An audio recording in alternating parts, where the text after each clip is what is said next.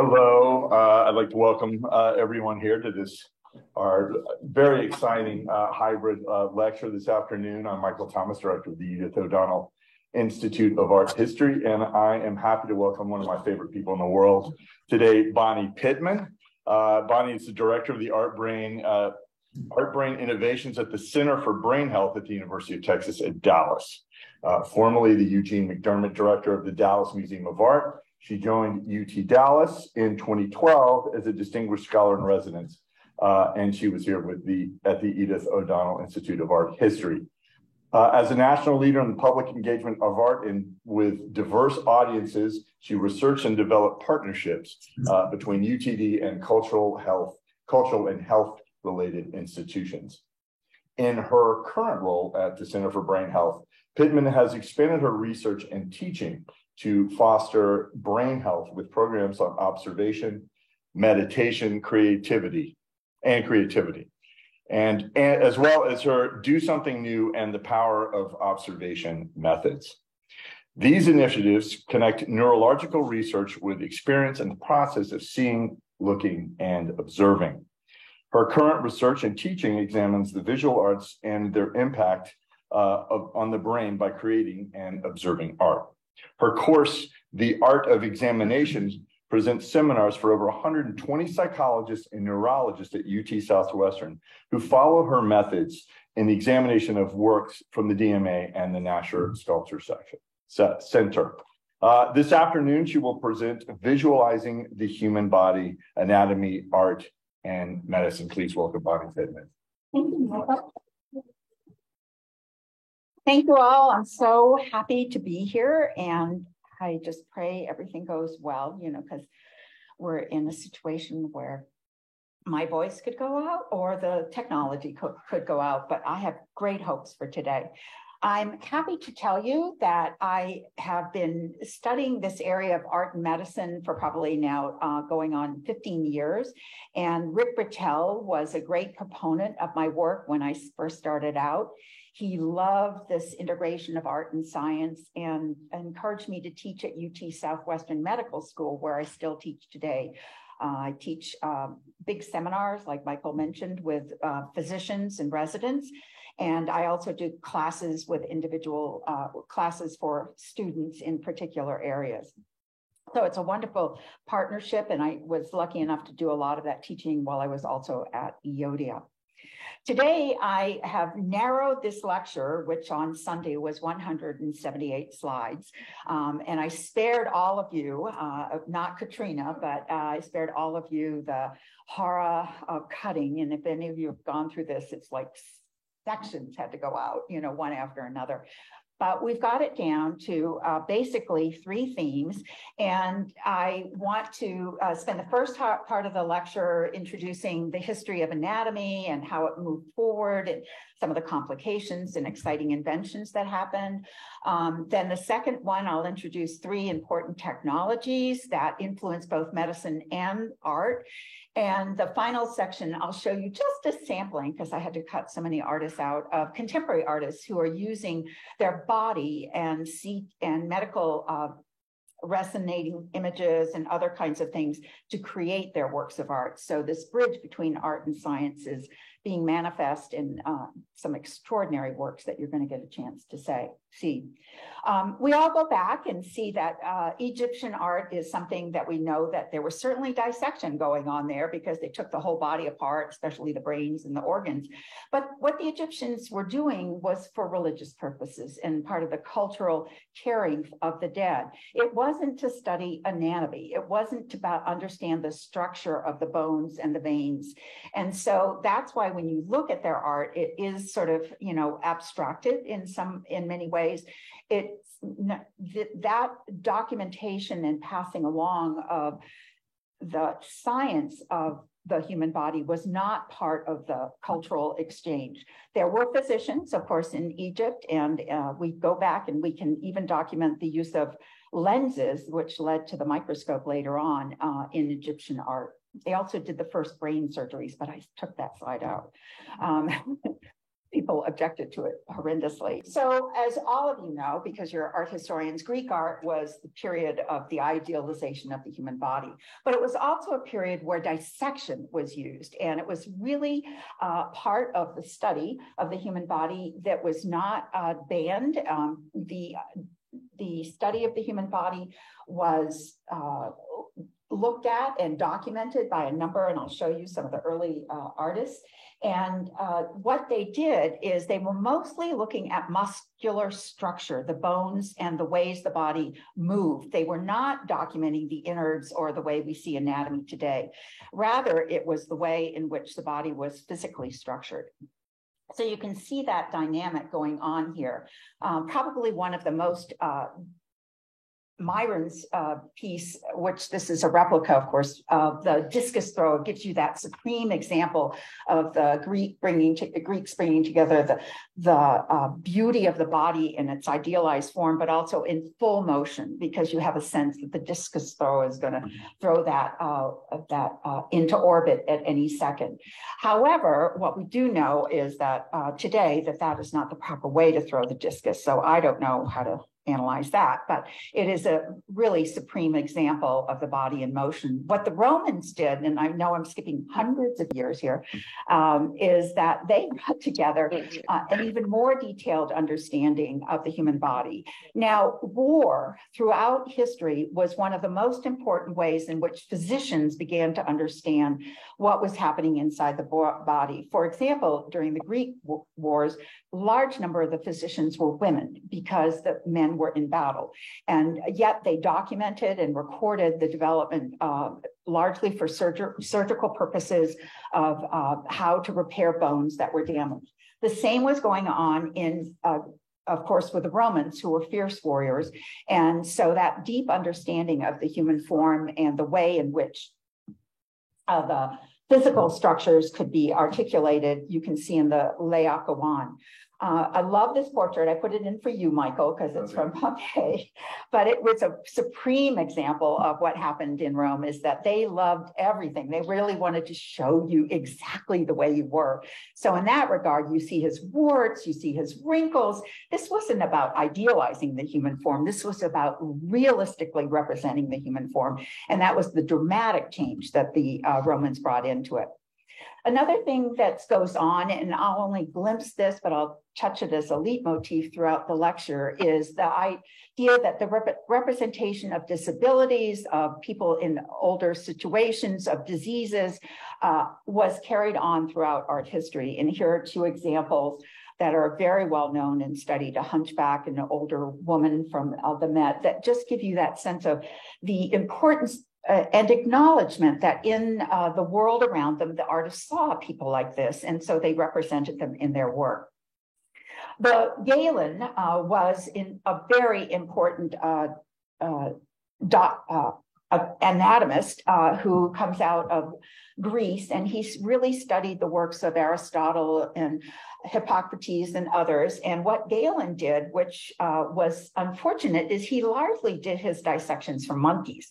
And so a lot of his anatomy drawings are wrong, as we learn later in time, but at least they gave you some sense of the inner structure. So his work was documented and published for throughout history, probably into for several hundred years. The one thing I wanted to mention, which this lecture doesn't have time to cover, is the extraordinary contributions of the Muslim and Chinese and Asian doctors who also contributed in medicine and in all these various art forms, especially in the study of anatomy. But we had to stay focused.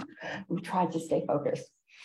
So leaping ahead again, in the medieval period, as you all know, what happened is that the church basically closed down the ability of physicians to do dissections. And that had a lot to do with just being careful about the presentation and respect for the human body. And so unfortunately, the analysis and also this a time of the plague and other circumstances that were going on. So you didn't want to touch people who had the bubonic plague because the virus was so highly contagious. So there was a loss, as we know, during this period of time of medical knowledge. However, you do see documents like this incredible manuscript. And on this side, you can see the page, the folio of the manuscript that was done. I'm not very good at saying these things in French, so we'll just keep going. Yes, thank you, Cheryl. I should have practiced all my French words with you on the way coming up. But very importantly, what happened is you can see the surgeons dissecting a human body. That would have been a criminal who had been gathered from the wards, and he would have been examined carefully, and you can see them making all the notes. The other important thing I want to make you recognize is that this time everything was hand painted. So this is a hand-painted image that was not reproduced. That doesn't come for another several hundred years. It is hand-painted. And so the ability to share knowledge was very limited, and that largely happened through the universities. Also, surgeons at this time were not really surgeons. They were barbers, people who pulled their teeth that got slightly trained about how to do certain medical procedures.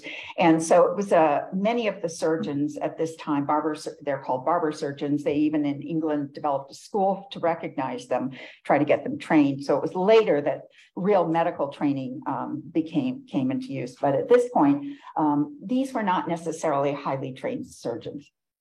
Another artist that I just had to show you, this is the master Jean Donner, who is a surgeon in Newark, England. And again, note the date, 1412. And so he's taken on the large side you can see the full leaf, and dissected the human body from the groin all the way up to the head, and then flayed it out so that he could begin to imagine, understand, and document what was happening to the human form. There are many things that are wrong at this time in his drawing, but nevertheless, it's one of the few ones where we can actually see the flayed body. When you get into this, the way I did, it's become something of an obsession to see how gruesome these images can be. And we really felt that it was important to show that they, at this time, we're still beginning to study the anatomy. How many vertebrae were there in the neck? How many sections, and what would happen if you identified them and broke them apart? Okay, so here's the big change. We go from hand-painted manuscripts, carefully remade, mostly by monks and people who labored over them intensely, that were predominantly found in the universities, to the invention of the printing press in 1450. And with Gutenberg's printing press, for the first time, now they have the ability to disseminate woodblock prints of human anatomy. And that was an explosion that happened all over Europe. It was a fundamental change in the way knowledge could be distributed. And this amazing piece, which was published in 1495, is an example of that work. This is the first printed medical illustration book of that time. And the impact it had in medical schools and on artists was phenomenal, because now they could really study the human body in great detail. And you can see the notes on the sides of how each of the, how when the anatomy was being drawn, the artist and in many times the surgeon would work together to document what they were finding in these different illustrations. I think this particular one had almost 300 pages to it when it first came out. So it was a really phenomenal change, and it shows the influence of technology, not only on works of art, because an artist, but also on the medical field. So Leonardo, how can we ever say enough about this extraordinary man and his mind and his talents? But he was the true Renaissance man. And what is amazing is to understand that he started doing human dissection at the age of 20. So he and Leonardo was actually, and he dissected over 30 corpses over the period of his artist creation and work. Most of the drawings that he made, which were in the thousands, were never seen. And that's largely because it wasn't a time when this was largely practiced, although he was given, I don't want to say he was given permission, but he was allowed to do it. People knew he was doing it, but it was difficult for him to get away with it in some circumstances. Nevertheless, what he did in the way of examining the human body, there are three things that Leonardo's drawings show to us. One, with the Vitruvian Man, which is the image on the right, you see him taking the human form and creating this almost perfect balance between the circle and the square, and using geometry and math to create what he saw as the perfect human body. Although that is not exactly in the exact proportions that bodies work, but that's a different issue. But he did do this idealized form. The other thing that Leonardo did is he did, with his dissections, you can see in his work, the veins and the muscles and the tissues at a level that even today astounds artists. So what he did in particular was study the inside of the body. Leonardo did not do this. He wanted to know how to get his figures into these mighty roles. But it was Leonardo who went inside. So he documented births of women. These again were cadavers that he had found and could see the fetuses. And also his drawings of the heart, this is a man who was 100 years old, were so impressive to doctors today. It actually shows the full 4 valves of the heart, which were not known at that time, and shows the heart disease that this individual had. His drawings, as we know, are extraordinary in their detail. And I use these three slides to give you an illustration of a leaf of one of his books that he left behind. They were found in his estate and not really ever shown during his lifetime. And then they were hidden for hundreds of years and then came back later to be shared with the public.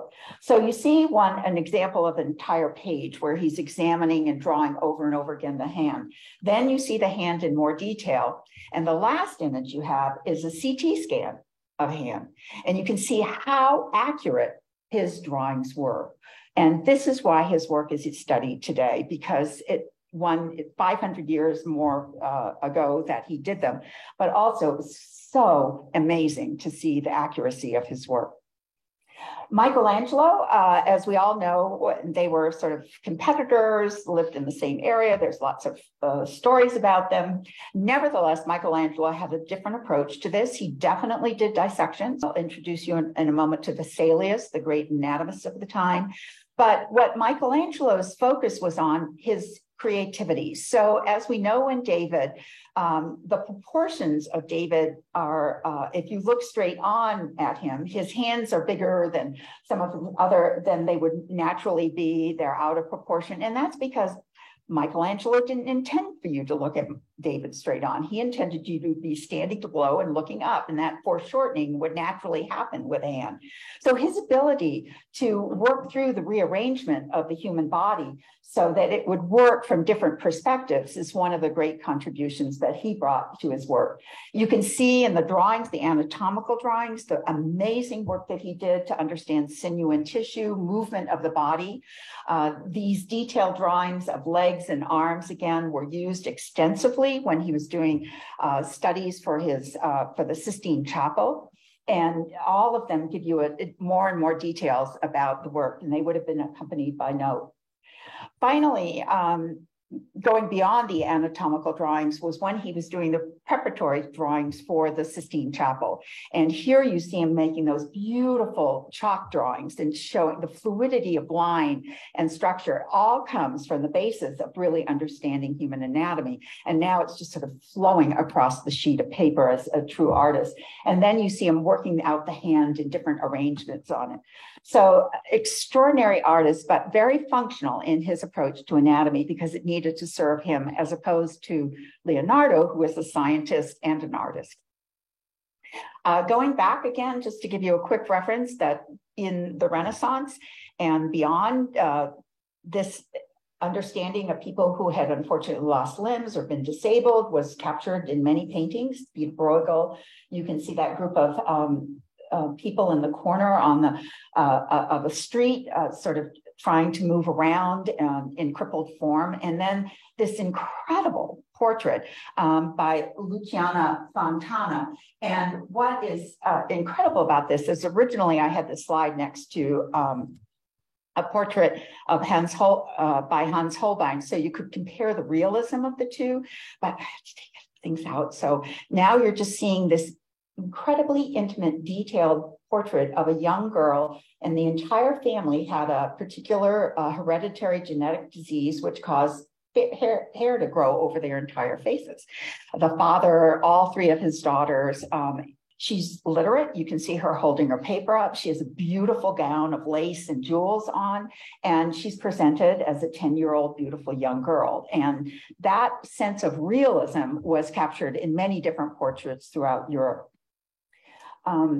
Right now, you can go to the Dallas Museum of Art and see a great Flemish art show, which I highly recommend that you do. But more importantly, in the second room, I think it is, there's a book of Vesalius's drawings. And Vesalius is without question the founder of modern anatomy. And Vesalius is Flemish, who did these black and white etchings that, again, could be rapidly produced for mass distribution. And you can get a sense, he sort of went through the body and documented it in so many ways. At this time, unbelievably, some dissections were done in the public. And so they had halls that were created. And so people could come and look down and watch what was going on. I can't imagine, it's kind of a version of the Super Bowl, but here you go. And but what Vesalius's contributions was really understanding not only the internal organs of the autopsies that he did, but also the nerves and the arteries and all the other detail. And you begin to see this in the very, very detailed leaves as you go through the book. There's an actual copy of this manuscript at UT Southwestern Medical Library. So if you ever want to go and see it, that's worth doing. There's another whole tradition in art, of course, of doctors who wanted to be documented and showing them doing their craft. And here you see two variations of that. Probably you all know Rembrandt's Dr. Tulip, where he's, dissecting very beautifully in a gray-black room with about 6 or 7 other doctors. And it's not very dramatic. It's mostly a series of portraits of the physicians, just like you see here with the Mirvelt on this side. And if you look, probably, I don't know where your eye goes first. Mine goes right to the body, but, which is opened, and you can see the intestines and the livers and other parts being ripped out. But amazingly, even the doctor who's doing the dissection, no one is looking at the patient. No one is looking at the patient. They're all being painted for themselves. And so they contributed money to have this painting done as a group portrait to show themselves at this moment in history.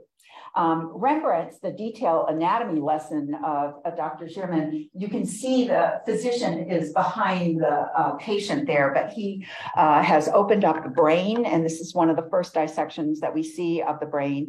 And the detail, again, because we're dealing with Rembrandt, is really quite extraordinary. But there's a huge tradition of this in art history that comes all the way up to the present. Frida Kahlo painted her physician, and he's doing surgery things on her, medical things on her. So it comes up to the 20th century.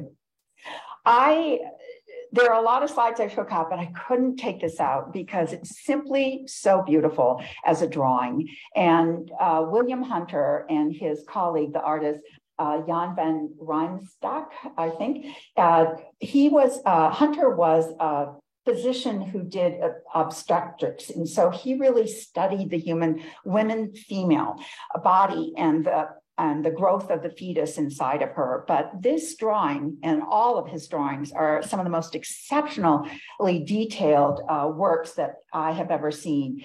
And it was again a large scale manuscript, a book that was sold very broadly and very importantly changed the way a lot of women had their babies delivered. And this was very important because the death rate among women was so high at this time. And Hunter had a great success in helping, he and some of them shows how to turn the fetus and give you other indications of the breech, what do you do with a breech baby. So his work was remarkable.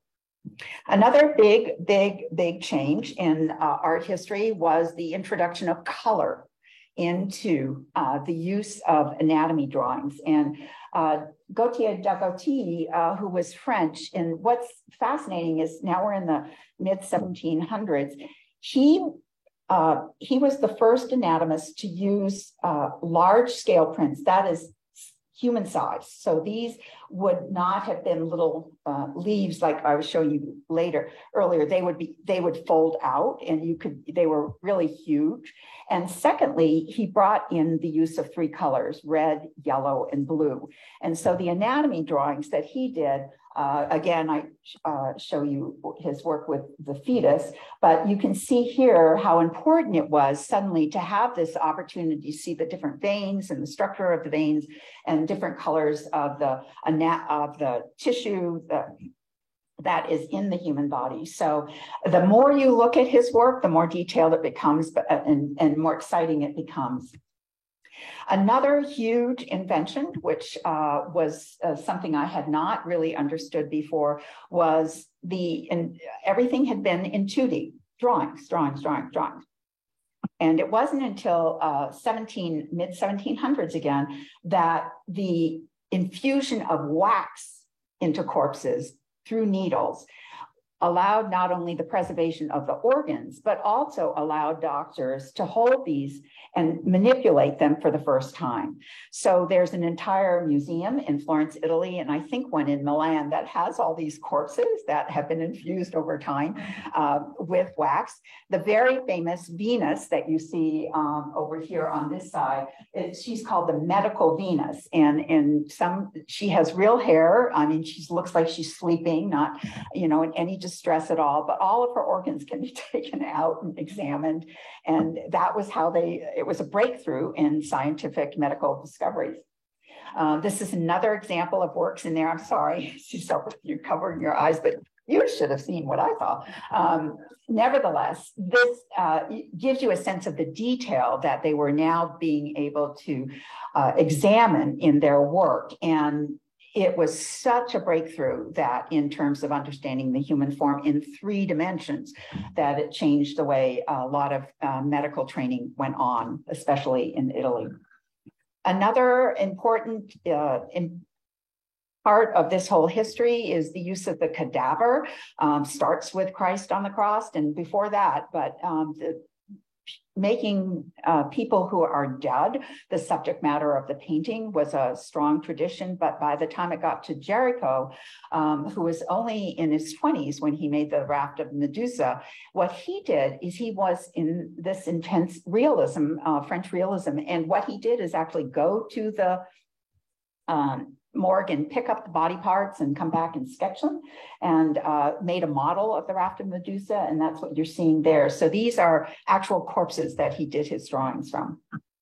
The documentation of disease was very important. You're looking at a victim of cholera up above, showing her passing. She's a beautiful young girl. And down below are different kinds of leprosy, so they would understand the forms of leprosy.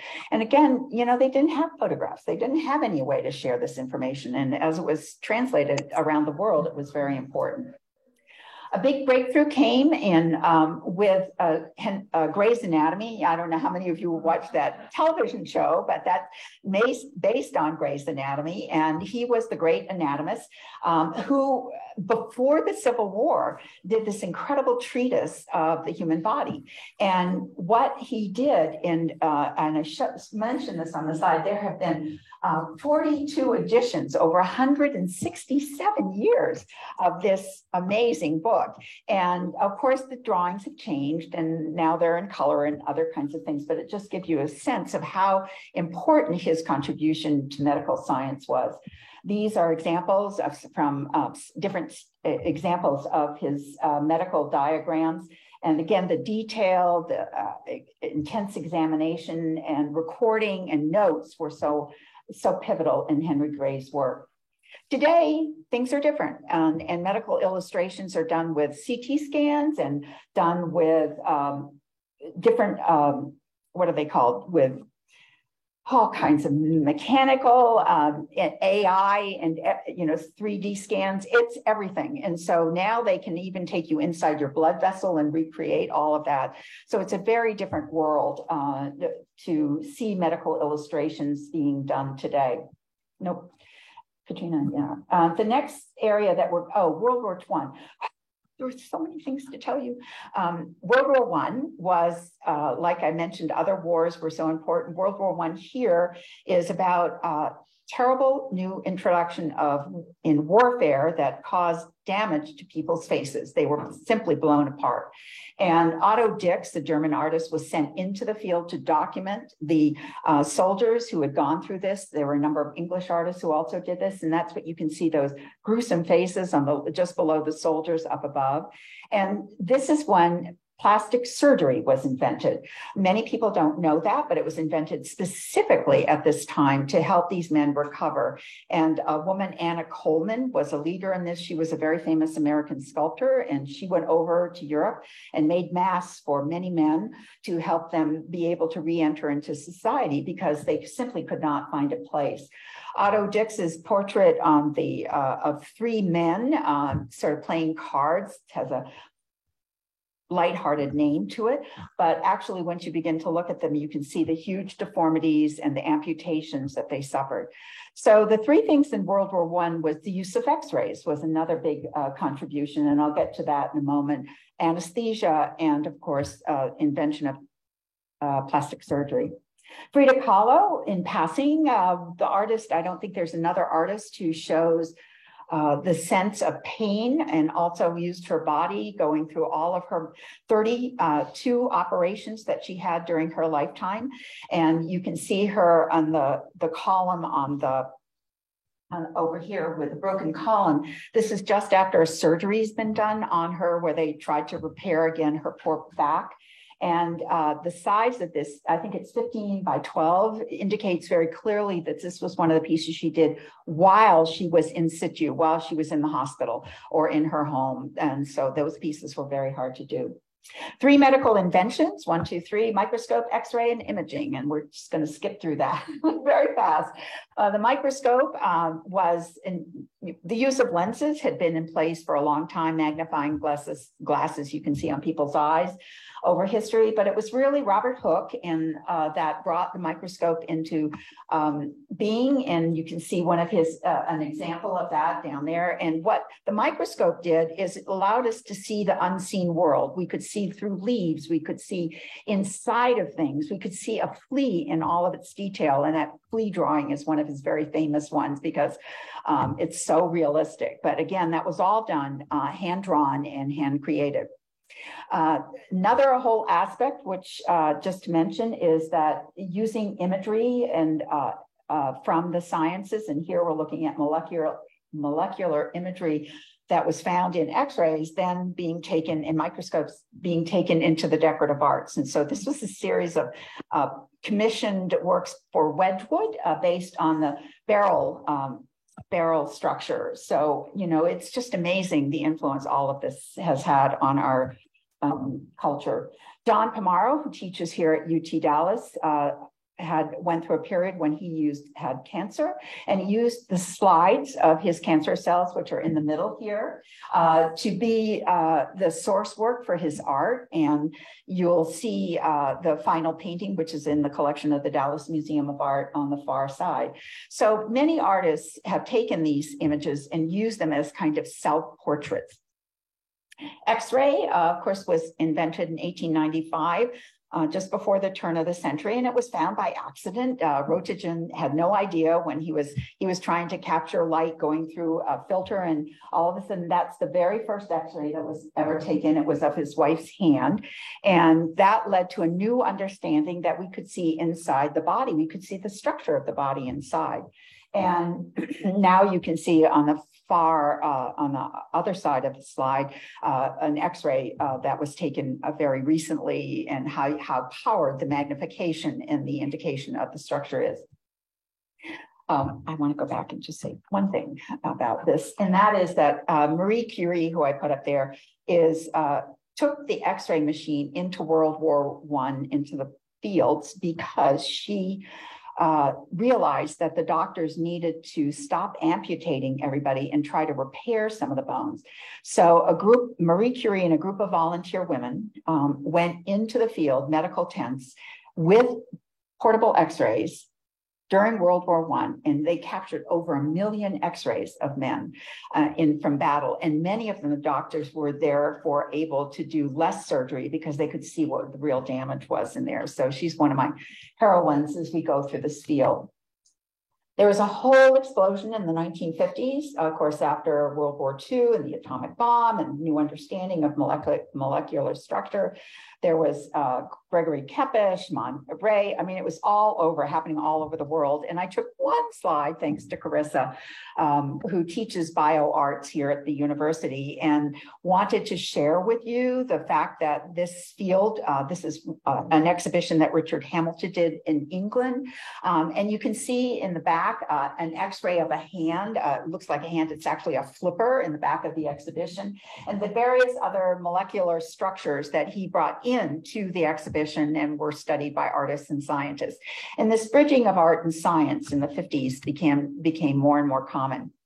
Probably one of the best known uses of X-rays, and I love it, is Robert Rauschenberg, who had an X-ray of his entire body done in the 60s, shortly after Merritt Oppenheim did the X-ray of her head. And what happened is that he put them in his studio, which is this slide over here, and he was trying to figure out what he would do with them.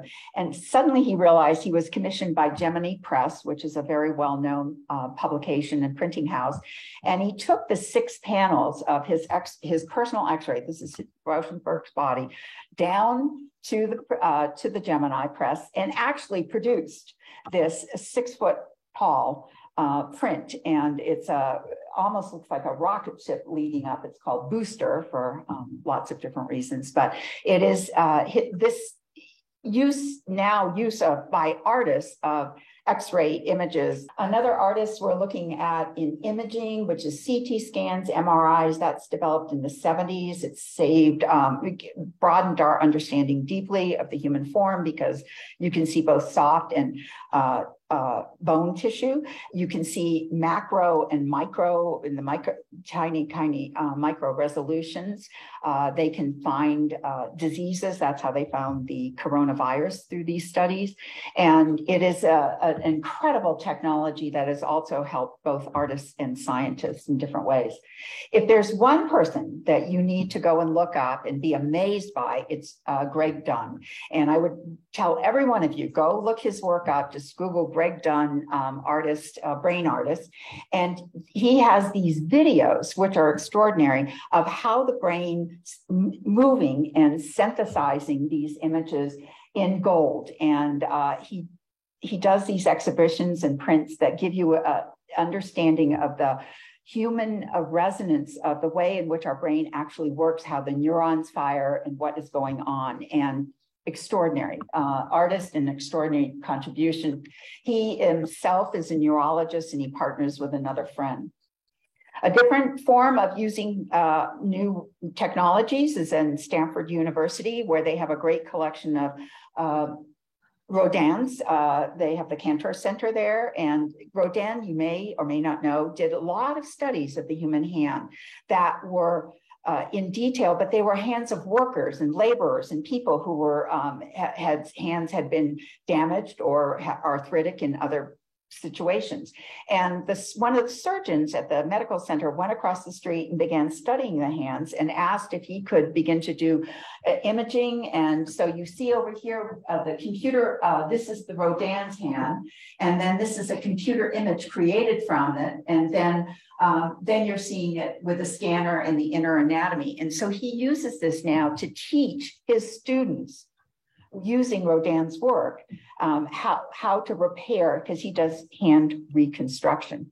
And the last image over here is when they took it and did 3D model printing. We all know our artists, our conservators are our art doctors. And very quickly, I'll show you a couple of examples from the DMA. Laura Hartman was kind enough to share these slides, and I wanted to show you the use of X-rays, which we see here with Henry Tanner.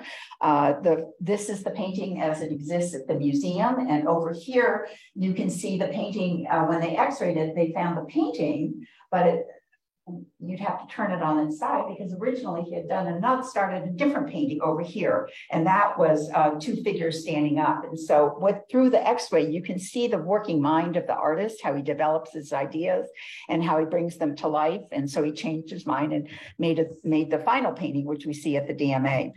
Also, through technology and X-rays and all kinds of different light uses, Laura did studies of the paint, which she would need to be here to examine all of this for you, but it gives you a sense of how you can slice paint and begin to understand where the varnish layers are, what the different pigments are over time, and how the paint changed or was applied to the canvas. Rosalind Walker, the curator in African art, led an amazing project at the DMA where they took the Great Como mask, which has all these big horns coming out of it, and they put it in a CT scan, which you can see over there at UT Southwestern. And that partnership led to hundreds of series of diagrams about the Sinufo mask that led ultimately to collaboration with people at the zoo and the identification of all the different horns that are on the Sinufo mask. So it takes a village to get through some of these complicated projects, but it started with these amazing objects. And it also gave Rosalind and the curators a deeper understanding of how that mask was actually constructed, how the bindings and how they were held onto the mask structure. We're in the home run, so just bear with me for a few minutes, because here I'm just going to introduce you to artists of our time who have used medical innovation in their artwork very concretely. And each one of these slides, I could go on for hours, but I picked them largely. I think there'll be only one or two that you actually know. And the exciting thing is that I'll be showing you different media that the artists use, as well as examples of the intense understanding of the human form, which has been advanced through technology. This one by Lisa Nielsen is called Angelico. It's a study of the brain, and then you can see the halo around the brain, almost as if she's been studying those early images. And this is a combination of weaving, embroidery and painting that make that image. It's unbelievable. Go on her website.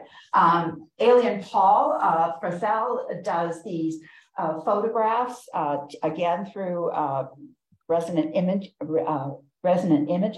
And this X-ray gives you a sense of how some of these X-rays, I have CT scans when they go do my lungs, where they can actually see my lungs moving back and forth. And that gives them a much better understanding of what's going on in the structure. And then finally, of course, the coronavirus, which everybody came to know that image during our long struggle with the virus being so active out there. What is amazing about this is that was done through microscopy. That's magnification at a level that you can't even begin to understand. And Alyssa did that. She was commissioned by the National Health Institute because they wanted a way to show the coronavirus so people would understand what it was, and it wouldn't be just such a mystery. I couldn't do a talk about the human form in the 20th century without mentioning Kiki Smith. Her work is both extremely beautiful, but can be very dramatic. You can see the parallel here. The ribs here are actually made out of ink thread terracotta. So they're so fragile, they almost bend when you touch them.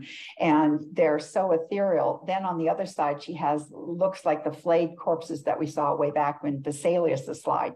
So she approaches the human body, especially the woman's body, in a very intense and dramatic way, and she doesn't use medical imaging to my knowledge, but she is responded to it through her personal works of art. This is an extraordinary new artist, thanks to Katrina, that we found. And what we're looking at are combination of x-rays of animal forms and human forms that have been put together by this Italian artist, and to create something new. And you can even see on the octopus female over on the side, on this side, that she has her pearls. Very important to have those pearls. And so it's very highly feminine, they're exquisite pieces, but they are done from x-rays. Annie Cantrell, who is Scottish, I have a predilection for the artists who deal with lung imagery. Cantrell's work largely represents the interior human form, and she does a lot of work around the lung. And the lung is one of the organs, like our whole body, that is in constant motion.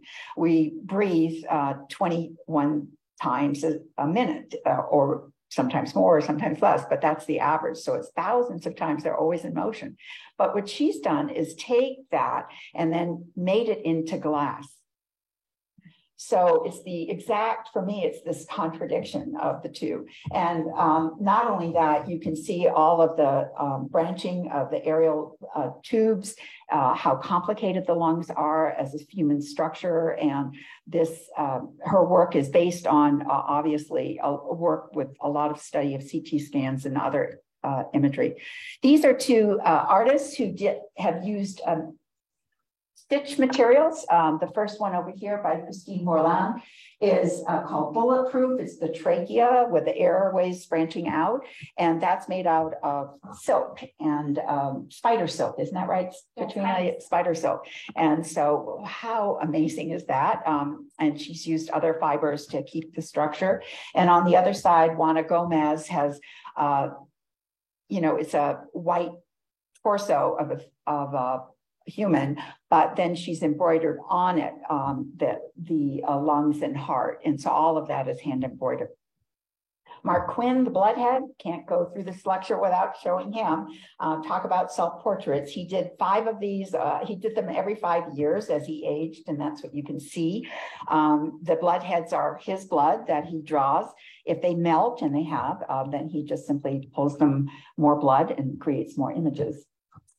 This, I have to say, Laura Ferguson is one of my new favorite artists because she harks back to Leonardo da Vinci with the quality of her drawing and the sensitivity of her human form. She unfortunately has scoliosis, so her work is about the deterioration of her spine and living in pain. And if you go on her website, they are such beautiful drawings. But again, she takes the x-rays and MRI images that she gets from her doctor and then comes home and uses those as the source material for her artwork. Angela Palmer is Scottish born, and what she is into is understanding the brain. And so these are slices.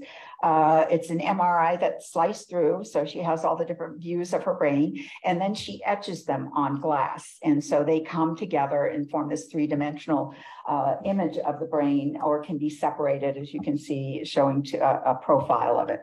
Again, I love the contradiction of the materials and the imagery together, but they're really beautiful. And the last artist I'm going to show you is Sophie Kahn, who uses 3D scanning of her body and to create augmented reality. And so you're looking at here sort of a fractured piece going back. Think about those Greek statues in the very beginning of the talk and how beautiful and formed they were. And now we're seeing them, that same sort of use of the human form in all of its elegance and simplicity at the end, in 2022.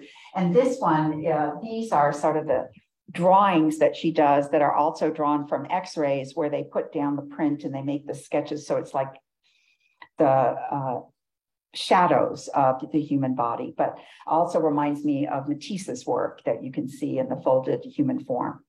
So with that, we've ripped through many thousands of years of our history trying to cover a brief understanding of the development of the human form, the innovations and appropriations of technology in the human form, the X-ray, the CT scan, and the microscope, and then some of the young artists that are creating today to ever expand this world. And there are so many artists that I had to take out. I wish there was time to show all of them to you, but I hope this has been of some interest, and I'm so grateful that you were here with us today.